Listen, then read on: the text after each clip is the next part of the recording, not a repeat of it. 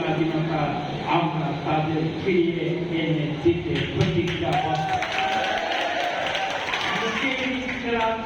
রাজনীতি করি, আমরা ধ্বংসের রাজনীতি করি না আওয়ামী লীগের মতো, আমরা জুলুমের রাজনীতি করি না আওয়ামী লীগের মতো, অত্যাচারের রাজনীতি করি না আওয়ামী লীগের মতো, গুম খুনের রাজনীতি করি না আওয়ামী লীগের মতো।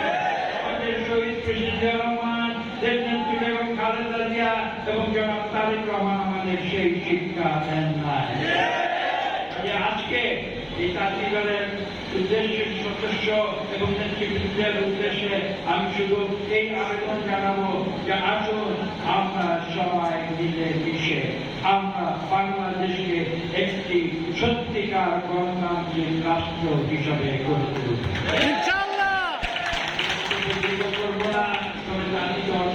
আমি একটি কথা পারছি না, সবাই দিবস বন্ধ, জানেন না আমি সবাই দিবস বন্ধ হয়ে গেছিল।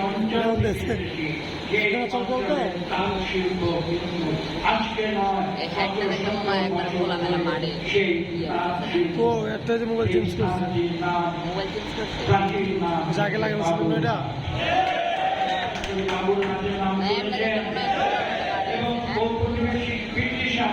এটা চেঞ্জ করলে ব্রিটিশরা দিয়েছিল, তারা দিয়েছিল এটা ম্যানচেস্টার অফ বেঙ্গল, এই নামে বাবুরঘাট অভিহিত হয়েছিল।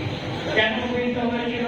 কারণ বিলাতের ম্যানচেস্টারে যেমন তাঁত শিল্প, কাপড়ের শিল্প যেভাবে সেখানে প্রসার লাভ করেছিল, এই তৎকালীন ব্রিটিশ ভারতে এই বাবুরঘাটে কিন্তু ঠিক একইভাবে তাঁত শিল্পের প্রসার হয়েছিল।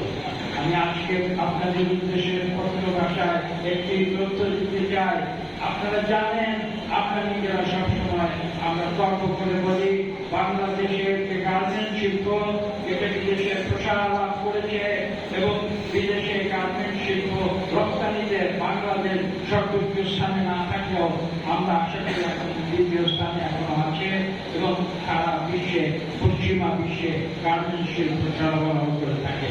বলা বাহুল্য এই গার্মেন্ট শিল্পের সূচনা কিন্তু শহীদ প্রেসিডেন্ট জিয়া রহমান করেছিলেন।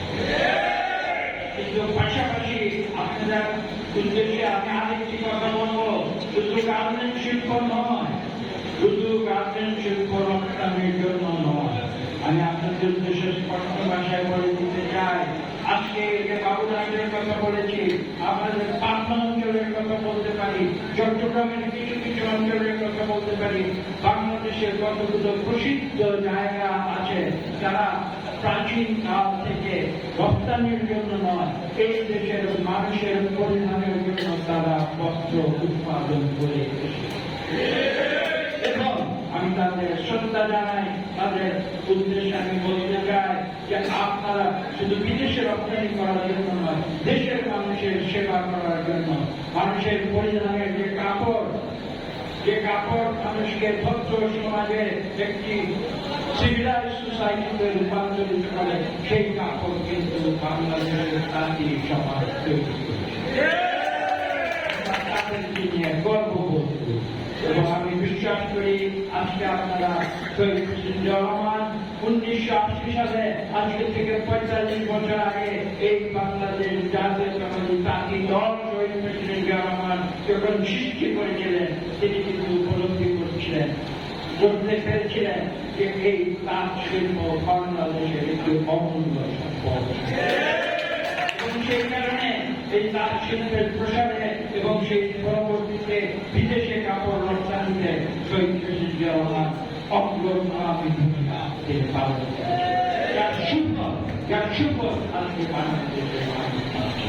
আমি বক্তব্য দীর্ঘ কল্পনা করেছি, আমি শুধু আপনাদের উদ্দেশ্যে স্মরণ করে দিতে চাই, বিদেশে আমাদের গার্মেন্টস রপ্তানির আপনারা দেশের অভ্যন্তরে 20 কোটি মানুষের জন্য আপনারা আমাদের পুরুষ এবং নারী যারা রয়েছে, 10 কোটি পুরুষ 10 কোটি নারী যারা রয়েছে, তাদের প্রত্যেকের পোশাক, লুঙ্গি বলুন, শাড়ি বলুন, থ্রি পিস বলুন, পায়জামা বলুন, আপনারা সব কিছু কিন্তু আপনারা তৈরি করছেন, দেশের ভিতরে তৈরি করছেন।